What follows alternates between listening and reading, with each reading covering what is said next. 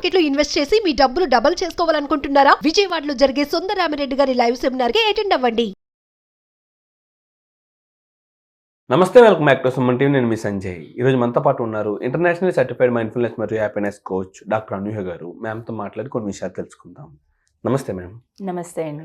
Ma'am, ఒక మనిషి తన డిఫరెంట్ రోల్స్ ప్లే చేస్తూ తన వ్యక్తిత్వాన్ని మర్చిపోతుంటాడు. అవును. ఏ విధంగా అంటే, ఒక ఉమెన్ ఉందంటే తల్లి రోల్ ప్లే చేస్తుంది, భార్య రోల్ ప్లే చేస్తుంది, అండ్ ఇంకా వయసు వచ్చేటప్పటికి అమ్మమ్మ, నాయనమ్మ రోల్ ప్లే చేస్తుంటారు, కోడలు, కూతురు, ఇలాగనమాట. ఇవన్నీ రోల్ ప్లే చేస్తూ వాళ్ళ పర్సనాలిటీని వాళ్ళు మర్చిపోతారు. వాళ్ళ సెల్ఫ్, అసలు వాళ్ళ ఏ విధంగా ఉండేవారు, వాళ్ళు నిజంగా వాళ్ళని మిస్ అవుతూ ఉంటారు. ఎగ్జాక్ట్లీ ఇదే విధంగా ప్రతి మనిషిలోనే జరుగుతుంది, ప్రతి వ్యక్తిలోనే జరుగుతుంది. అలా జరగకుండా ఉండాలంటే, మన వ్యక్తిత్వాన్ని మనం మర్చిపోకుండా మన బాధ్యతలన్నీ నెరవేర్చుకోవాలంటే ఎలా అంటారు? ఇది చాలా కరెక్ట్ మీరు చెప్పింది. ఇప్పుడు ఏంటంటే పెళ్ళి అవుతుంది, ఉదాహరణకి ఒక అమ్మాయిని తీసుకున్నట్టయితే పెళ్ళైన తర్వాత మొత్తం ఉన్న ఆ కుటుంబమే తన ప్రపంచం అయిపోతుంది ఆడవాళ్ళకైతే.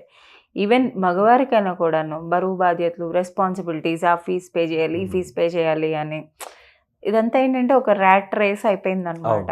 అసలు ఏంటి మీరు అబ్జర్వ్ చేసినట్టయితే, ఉదాహరణకి ఎప్పుడైనా మీరు ఈవెన్ మీ సొంత ఫ్యామిలీలో అయినా అబ్జర్వ్ చేయండి. మీరు ఒక రెస్టారెంట్కి వెళ్ళి ఏవైనా సింపుల్ ఫుడ్ ఏదైనా మెనూ కార్డ్ ఇచ్చి ఆర్డర్ ఇవ్వాలంటే, ఇంట్లో ఉన్న ఆడవారికి అయితే వాళ్ళ పిల్లలకి ఏం కావాలి, అత్తమామలకి ఏం కావాలి, హస్బెండ్కి ఏం కావాలి అన్నీ తెలుసు. కానీ తనకేం ఇవన్నీ టకటక చెప్పేస్తారు, ఇది ఆర్డర్ చేయి, అదే ఆర్డర్ చేయని. వాళ్ళకేం కావాలి అంటే మాత్రం అక్కడ ఎగ్జాక్ట్లీ మీరు చెప్పింది కరెక్ట్ అండి. ఇంట్లో ఉన్న ఫ్యామిలీకి ఎవరేది ఇష్టం అనేది ప్రతి ఒక్కరిని అడిగి తెలుసుకోవాల్సిన అవసరం లేదు. ఒక్క ఇంట్లో ఉన్న ఆ ఉమెన్ అంటే ఆ ఇంటికి దీపం ఇళ్ళలు అంటారు కదా, అలా ఇంటికి ఇళ్ళలు కోడలు ఎవరన్నా ఉన్నారంటే వాళ్ళని అడిగితే మొత్తం ఎవరికి ఏమి ఇష్టం తెలిసిపోతుంది, మీకు ఇన్ఫర్మేషన్ అంతా వచ్చేస్తుంది. ఎగ్జాక్ట్లీ అదే తనకి ఏం కావాలి అంటే కూడాను చెప్పలేరు వాళ్ళు. అవును. ఏదైనా పర్వాలేదు అంటే అడ్జస్ట్మెంట్ అనేది అలా అలవాటు అయిపోయి, లేదా వాళ్ళకి వారు సొంతంగా చేసుకోవాలంటే ఆల్రెడీ అలసిపోయి ఉండటం వల్ల ఏముంది లేనా ఒక్కరిదానికి చేసుకోవటం ఎందుకు, చూసారా, ఇట్లా అవుతూ ఉండటం వల్ల వాళ్ళకి ఇష్టాలు ఏంటి మొత్తం అన్నీ మర్చిపోతారు అనమాట. ఇంకా ఇందులోనే పడిపోతారు. ఈవెన్ ఆడవారనే కాదు, మగవారు కూడా అంతే.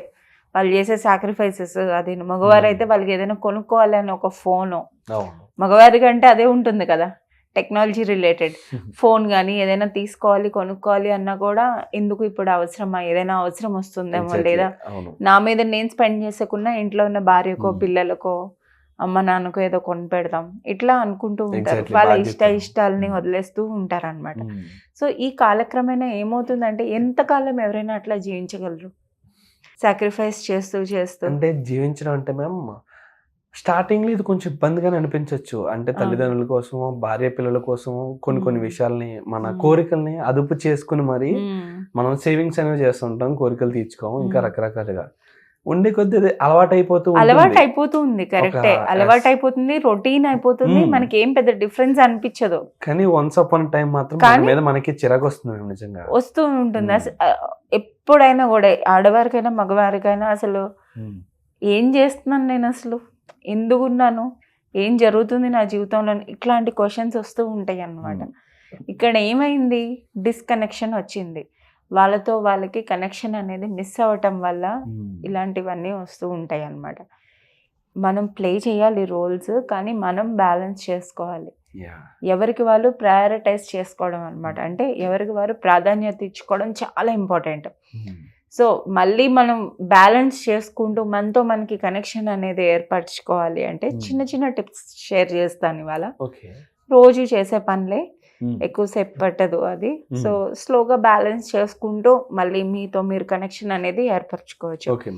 ఫస్ట్ సెల్ఫ్ ప్రయారిటైజేషన్ అంటే మీకు మీరు ప్రాధాన్యత అనేది ఇచ్చుకోవటం. ఒక్క 10 నిమిషాలు, ఒక 7 hours పడుకుంటారు, 8 hours పడుకుంటారు అన్న రిమైనింగ్ ఉన్న 15-16 hours ఒక 10 minutes మీకు మీరు సమయం అనేది కేటాయించుకోగలగాలి.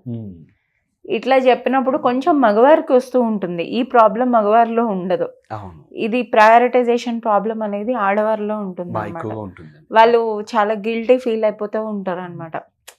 అయ్యో నేను ఎందుకు నేను చేసుకుంటున్నాను ఏదైనా అని. నో, అది రాంగ్.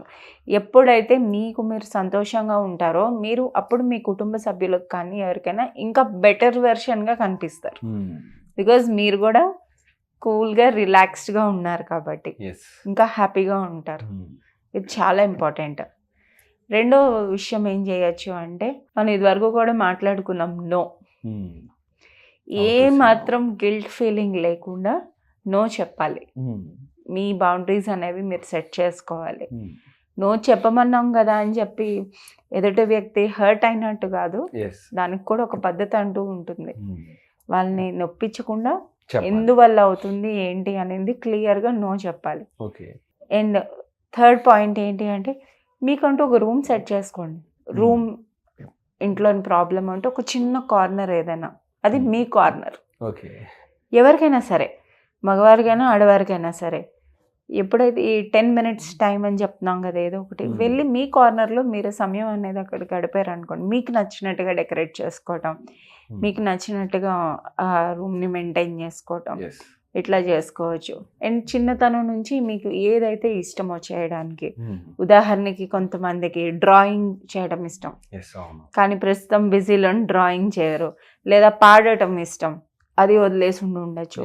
బుక్స్ చదవడం, ఏదైనా కూడా, అంటే మీకు నిజమైన సంతోషాన్ని ఆనందాన్ని కలిగించేది ఏదైనా కూడా మీరు రోజులోని ఒక 15-20 minutes అయినా మినిమం చేయగలగాలి.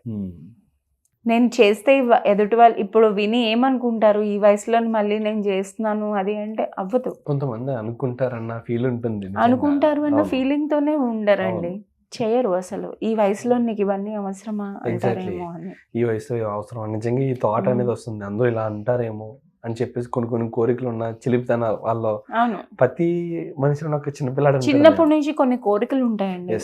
లైక్ ఎప్పుడైనా కూడా అవి నెరవేర్చుకోలేరు అన్నట్టు.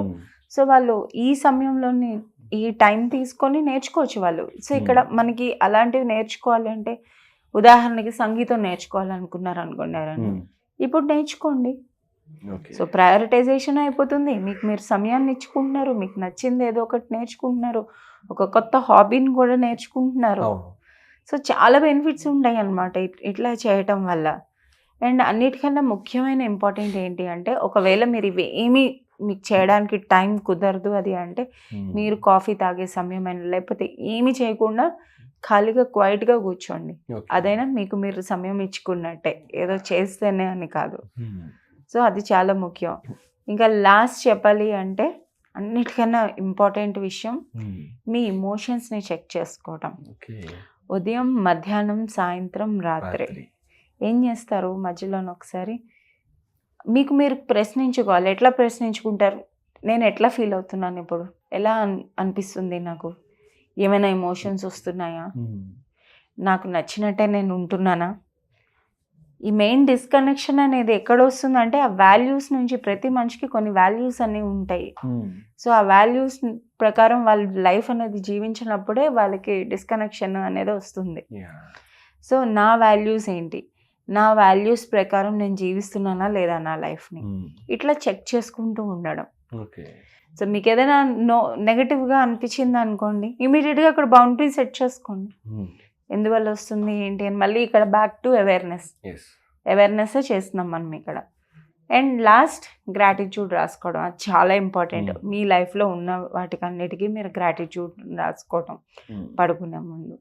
అండ్ ఇలా మళ్ళీ అట్లాగే చెప్తున్నాను నేను, విన్స్ అంటే మీ గెలుపులు, ఆ రోజులో మీరు సాధించినవన్నీ, ఏదైనా చిన్న చిన్నవి, పెద్ద పెద్దవి అక్కర్లేదు. సో ఇవన్నీ చేయటం వల్ల ఏంటి అంటే మళ్ళీ మీతో మీకు కనెక్షన్ అనేది ఏర్పడుతూ ఉంటుంది. మీరు స్ట్రెస్ ఫ్రీగా లైఫ్ని బ్యాలెన్స్ చేస్తూ లీడ్ చేయగలరు. Absolutely ma'am, thank you very much. చాలా మంచి మాటలు చెప్పారు ఈరోజు. Thank you.